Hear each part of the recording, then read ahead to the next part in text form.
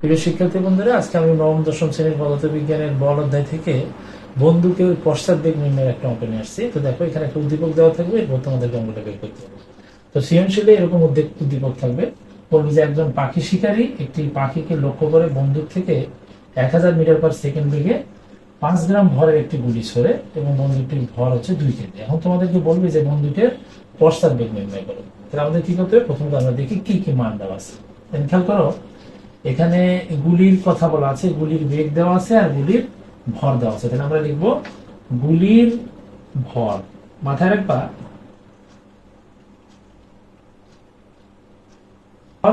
ছোট হাতের, অর্থাৎ গুলি আকারে ছোট হয়, এই জন্য ছোট হাতের থেকে আমি লিখবো কত আছে, 5 গ্রাম আছে। এই যে 5 গ্রাম, এই গ্রামটাকে তোমাদের কেজিতে পরিণত করতে হবে। কেজিতে পরিণত করলে কি করতে হবে? 5 কে তোমাদের 1000 দিয়ে যদি ভাগ দিয়ে দাও, তাহলে এটা হয়ে যাবে তোমার কেজি। মানে এসে এককে রূপান্তর করতে হবে। এটা ভাগ করলে কত হবে? 0.005 কেজি। এরপর হচ্ছে গুলির বেগ। গুলির বেগ কত? 1000 মিটার পার সেকেন্ড। গুলির বেগ হবে ছোট ভি।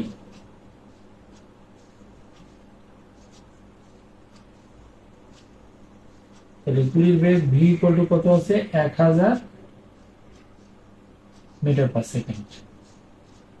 আর বন্দুক আকারে বড় হয়, এই জন্য বন্দুকের ভরটাকে আমরা বড় হাতের এম ধরবো এবং তোমাদেরকে বলছে যে পশ্চাৎবেগ নির্ণয় করবো। পশ্চাৎবেগ বলতে আসলে বন্দুকের পশ্চাৎবেগে তোমাকে নির্ণয় করতে বলতেছে। তাহলে বন্দুকের ভর লিখি। বন্দুকের ভর বড় এম ইকুয়াল টু কত আছে? দেখো 2 কেজি আছে। আর তোমাকে সেই বন্দুকটারে পশ্চাৎবেগ নির্ণয় করতে হবে, অর্থাৎ বন্দুকের পশ্চাৎবেগ। বন্দুকের পশ্চাৎবেগ বড় বিহি ইকুয়াল টু হট। তোমরা পাখি শিকার করার সময় নিশ্চয়ই খেয়াল করছো, বন্দুক দিয়ে যখন গুলি করা হয় তখন যে লোকটা রাইফেল বা বন্দুকটা আসলে ধরে, তখন দেখবে যে ট্রিগারটা পিছন দিকে যখন নেয়, গুলি সামনের দিকে যায়, কিন্তু একটা ঝাঁকি এসে পিছনের দিকে দেখবে একটা বাড়তি বেগ কাজ করে। এটাই মূলত পশ্চাৎবেগ। তোমাদেরকে সেটা বের করতে হবে, সেটা হচ্ছে বড় ভি।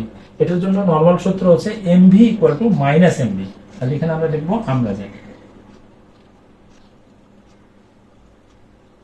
জানি সূত্রটা ফেলবো, এই যে বড় হাতের এমভি ইকুয়াল টু মাইনাস ছোট হাতের এমভি। এই মাইনাসটা হচ্ছে পশ্চাৎবেগ নির্ধারণ করে মূলত, অর্থাৎ গুলি যেদিকে যাবে বন্দুক তার পিছনের দিকে মূলত বেগটা আসবে। এই মাইনাসটা দ্বারা পশ্চাৎবেগকে নির্দেশ করা হয়। তাহলে আমাদের দরকার কি? এই বড় হাতের ভি এর মান দরকার। তাহলে আমরা কি করবো? ভিটাকে রেখে দেব। তাহলে বড় হাতের ভিটাকে যদি আমরা এখানে রেখে দেই, তাহলে কি হয় দেখো, এখানে আছে মাইনাস এমভি, আর এই যে বড় হাতের এম আছে, এই এমটা গিয়ে এখানে ভাগ হয়ে যাবে। এবার যদি আমরা ক্যালকুলেশন করি, তাহলে কিন্তু আমাদের অ্যান্সারটা চলে আসবে। দেখো, মাইনাস এম এর মান কত? 0.005 ইন্টু ছোট হাতের ভি এর মান কত দেওয়া আছে? 1000। এখানে এককগুলো বসাবা না, তোমরা এখানে ডাইরেক্ট ক্যালকুলেশন করে নিবা। আর বন্দুকের ভর বড় হাতের এম এর মান কত আছে? 2 আছে, 2 কেজি আছে। তো বন্ধুরা, এটা তোমাদের অত কষ্ট করে ভাগ করার এখানে কিন্তু খুব দরকার নাই। তোমরা সাইন্টিফিক ক্যালকুলেটর দিয়ে এইটা কোনো লিখে দিবা, এরপরে 2 দ্বারা ভাগ করলে কিন্তু অ্যান্সার চলে আসবে। কারণ তোমরা কি জানো, সাইন্টিফিক ক্যালকুলেটর তোমাদের জন্য হালাল। এটা এমন জিনিস না যে তুমি হারাম এটা ব্যবহার করো, এটা ক্যালকুলেটরে ব্যবহার করে করবা। ফিজিক্সের ক্ষেত্রে সাইন্টিফিক ক্যালকুলেটর ব্যবহার করা একটা যোগ্যতার বিষয়, ঠিক আছে? তাহলে ক্যালকুলেশন করলে চলে আসবে, মাইনাসটা থাকবে এবং ক্যালকুলেশন করলে এখানে দেখবো তোমার 2.5 চলে আসবে।